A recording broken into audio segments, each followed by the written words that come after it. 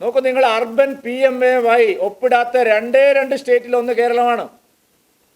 ഏറ്റവും നല്ല രീതിയിൽ നടന്നുകൊണ്ടിരുന്ന ഒരു കാര്യമാണ് അർബൻ PMAY, നഗരപ്രദേശങ്ങളിലെ പ്രധാനമന്ത്രി ആവാസ് യോജന. തടസ്സമില്ലാതെ പോയിക്കൊണ്ടിരുന്ന ഒരു കാര്യമാണ്. കേരളത്തിലെ മാധ്യമങ്ങൾ ഇത് എപ്പോഴെങ്കിലും ചർച്ച ചെയ്യാൻ തയ്യാറായിട്ടുണ്ട്. അർബൻ PMAYയിൽ കേരളം ഒപ്പിട്ടിട്ടില്ല. ഇവർ പറയുന്നത് ഞങ്ങൾ ബ്രാൻഡിങ് സമ്മതിക്കില്ല, അതുകൊണ്ട് കേന്ദ്രം സമ്മതിക്കുന്നില്ല എന്നാണ്. അതല്ല കാരണം. ബ്രാൻഡിങ്ങിൻ്റെ പേര് വെറുതെ പറയുന്നത്. ബ്രാൻഡിങ് വേണം. കാരണം അർബൻ PMAY ആരാണ് പണം മുടക്കുന്നത് അവരെ പേരെഴുതി വെക്കണം. എല്ലാം പിണറായി വിജയൻ്റെ എൻ്റെ തല എൻ്റെ മുഖം, എൻ്റെ കൈ എൻ്റെ കാല്, ഇതെല്ലാം പിണറായി വിജയനും മരുമകനും മാത്രം വയ്ക്കുകയാണ്. ഈ ദേശീയവാദം മുഴുവൻ എൻ്റെ മകൻ മരുമകൻ, എൻ്റെ തല മരുമകൻ്റെ തല, ഇതാണ് ഇവിടെ നടക്കുന്നത്. കേന്ദ്രം ബ്രാൻഡിങ് ചോദിച്ചാൽ സമ്മതിക്കില്ലെന്നാണ് പറഞ്ഞത്. പക്ഷെ സത്യം അർബൻ PMAYയിൽ ഒപ്പുവെക്കാത്തത് കേരളത്തിന് വിഹിതം വെക്കാനില്ലാത്തത് കൊണ്ടാണ്. ജൽജീവൻ മിഷൻ മുടങ്ങി, അർബൻ PMAY മുടങ്ങി. തൊഴിലുറപ്പ് പദ്ധതിയുടെ കാര്യത്തിൽ ഇവർ കേന്ദ്രത്തെ കുറ്റം പറയുന്നു. നഗരപ്രദേശങ്ങളിൽ ഒരു തൊഴിലുറപ്പ് പദ്ധതി സംസ്ഥാന ഗവൺമെന്റ് നടത്തുന്നുണ്ട്. ഞാൻ നിങ്ങളെ അറിവിലേക്ക് വേണ്ടി പറയുകയാണ്. നഗരപ്രദേശങ്ങളിൽ അയ്യങ്കാളിയുടെ പേരിലുള്ള ഒരു തൊഴിലുറപ്പ് പദ്ധതി നടക്കുന്നുണ്ട്, അറിയോ? എല്ലാ നഗരത്തിലും അയ്യങ്കാളി തൊഴിലുറപ്പ് പദ്ധതി എന്ന് പറയുന്ന ഒരു തൊഴിലുറപ്പ് പദ്ധതി സംസ്ഥാന ഗവൺമെന്റ് നടത്തുന്നുണ്ട്. അത് 6 മാസമായിട്ട് പൂട്ടിക്കെട്ടി കിടക്കുകയാണ്. അവിടെ ഒരു കാര്യം നടക്കുന്നില്ല. ഒരു പൈസയുടെ ചെലവില്ല, ഒരു പൈസ അവർ മാറ്റി വെച്ചിട്ടില്ല. അർബൻ PMAY മുടങ്ങി, നഗരപ്രദേശങ്ങളിലെ അയ്യങ്കാളി തൊഴിലുറപ്പ് പദ്ധതി മുടങ്ങി, ജൽജീവൻ മിഷൻ മുടങ്ങി, ആയുഷ്മാൻ ഭാരത് പദ്ധതി കേരളത്തിൽ അവതാളത്തിലായി. കാരണം സംസ്ഥാന ഗവൺമെന്റിന്റെ വിഹിതത്തിന്റെ കാര്യത്തിലുള്ള പ്രശ്നമാണ്. സംസ്ഥാനത്ത് തദ്ദേശ സ്ഥാപനങ്ങൾക്കുള്ള വിഹിതം സമ്പൂർണ്ണമായിട്ട് മുടങ്ങി. ഇവിടെ കുറെ MP മാരുണ്ട് കോൺഗ്രസിന്റെ.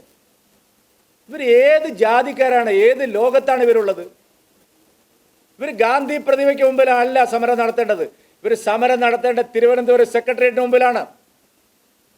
മോദിയെ പറഞ്ഞാൽ വേറെ ചില ആളുകൾ വോട്ട് കിട്ടുമെന്ന് വിചാരിച്ചിട്ടാണ് നിങ്ങൾ ഈ നാടകം കളിക്കുന്നതെങ്കിൽ LDF ഗവൺമെന്റിന്റെ മന്ത്രിമാരെക്കാൾ മോശം.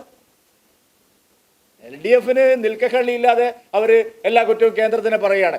ഈ കിഴങ്ങന്മാരെ എന്തിനാണ് ഗാന്ധി പ്രതിമയ്ക്ക് മുമ്പിൽ സമരം നടത്തിയത്? ഈ കാര്യങ്ങളെല്ലാം കേരളത്തിൽ മുടങ്ങിയത് സ്റ്റേറ്റ് ഗവൺമെന്റിന്റെ പിടിപ്പുകേട് കൊണ്ടാണ്. പിണറായി വിജയന്റെ ഭരണ പരാജയമാണ്. അതാണ് സാർ ചൂണ്ടിക്കാണിക്കേണ്ടത്. നിങ്ങൾ ആരുടെ വോട്ട് ചോദിച്ചിട്ടാണ് തെരഞ്ഞെടുപ്പിൽ, തദ്ദേശ തെരഞ്ഞെടുപ്പിലും നിയമസഭാ തെരഞ്ഞെടുപ്പിലും പോകുന്നത്? പിണറായി വിജയന്റെ വാദമാണിത്. കേരളത്തിന്റെ എല്ലാ പ്രശ്നങ്ങൾക്കും കാരണം കേന്ദ്രമാണ്. ആ വാദത്തിന് അടിവരയിടുന്ന ലജ്ജാകരമായ പ്രവൃത്തിയല്ലേ VD സതീശന്റെ നേതൃത്വത്തിലുള്ള പ്രതിപക്ഷം കേരളത്തിൽ ചെയ്യുന്നത്? അർബൻ PMAY മുടങ്ങിയത് എന്തുകൊണ്ട് എന്ന് VD സതീശൻ ചോദിച്ചില്ലല്ലോ. അയ്യങ്കാളി തൊഴിലുറപ്പ് പദ്ധതി മുടങ്ങിയത് എന്തുകൊണ്ട് എന്ന് ചോദിച്ചില്ലല്ലോ. ജൽജീവൻ മിഷൻ പാതി വഴിയിലായത് എന്തുകൊണ്ടെന്ന് ചോദിച്ചില്ലല്ലോ. കേരള ഗവൺമെന്റ് അവരുടെ പിടിപ്പുകേട് ചൂണ്ടിക്കാണിക്കുന്നതിന് പകരം പാർലമെന്റിൽ അടക്കം പോയിരുന്ന് മോദി വിരുദ്ധ സമരം നടത്താൻ നാണമില്ലാത്ത പ്രതിപക്ഷമാണ് കേരളത്തിൽ. അതുകൊണ്ട് യഥാർത്ഥത്തിൽ കേരളത്തിലെ പ്രതിസന്ധിക്ക് കാരണം ഇപ്പോൾ ഏറ്റവും ചെറിയ ഇവിടെ ഇൻവെസ്റ്റേഴ്സ് മീറ്റ് നടത്തിയല്ലോ. ഇൻവെസ്റ്റേഴ്സ് മീറ്റ് നടത്തി കേരളത്തിൽ വലിയ പ്രാധാന്യത്തോടുകൂടി നടന്ന കാര്യമാണ്. കേന്ദ്ര സർക്കാർ പ്രഖ്യാപിച്ച 3 ലക്ഷം കോടി രൂപയുടെ പദ്ധതി അല്ലാതെ വേറെ എന്താ അവിടെ വന്നിരിക്കുന്നത്? നിങ്ങൾ പറയും. കേന്ദ്രം പ്രഖ്യാപിച്ച 3 ലക്ഷം കോടി രൂപയുടെ പദ്ധതികൾ, റോഡിന്റെ, മറ്റ് വികസനത്തിന്റെ, മത്സ്യബന്ധന മേഖലയിലെ, തുറമുഖത്തിന്റെ, ആ പദ്ധതികൾ ഒഴിച്ചാൽ എന്താണ് എടുത്ത് പറയാൻ കഴിയുന്ന ഒരു പദ്ധതി ആ ഒരു കേരളത്തിന്റെ ഇൻവെസ്റ്റേഴ്സ് മീറ്റിൽ നടന്നിരിക്കുന്നത്? കോടിക്കണക്കിന് രൂപ പൊടിച്ച് വലിയ സമ്മേളനം നടത്തി. കേന്ദ്രത്തിൽ നിന്നടക്കം മന്ത്രിമാരെ വിളിച്ചുകൊണ്ട് വന്നു.